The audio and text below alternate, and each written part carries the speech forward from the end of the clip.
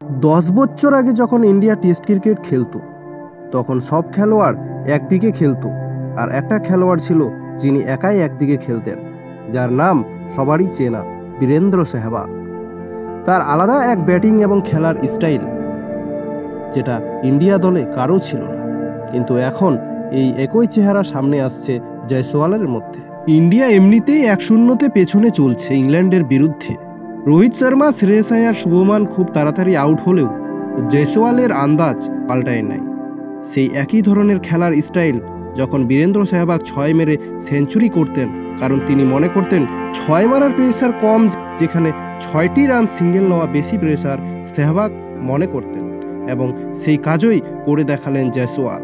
6 মেরে সেঞ্চুরি করেছেন এই নতুন প্লেয়ার, এবং তিনি টেস্ট ক্রিকেটেও দ্রুততম 500 রান করলেন, যেটা অন্য কোনো নতুন প্লেয়ার করেন। এবং আজকের গ্যালারির দর্শকদের বীরেন্দ্র সেহবাগের কথা মনে করিয়ে দিলেন জয়সওয়াল। এখন সবথেকে বড় কথা হচ্ছে যে 22 সাল বয়সেই তিনি তিনটি আন্তর্জাতিক শতকে পা দিয়েছেন।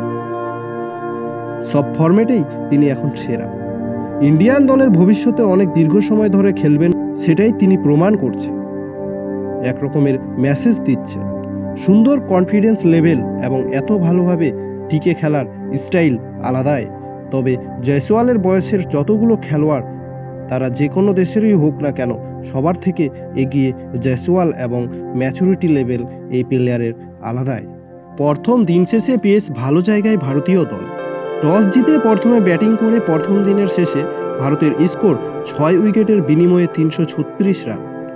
একাধিক ভারতীয় ব্যাটার শুরুটা ভালো করেও রান করতে ব্যর্থ হয়েছে।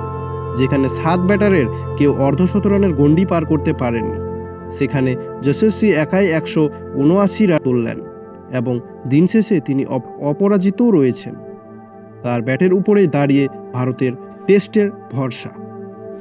তো বন্ধুরা, আজকের ভিডিও এতটুকুই। আবার নেক্সট ভিডিওতে দেখা হবে।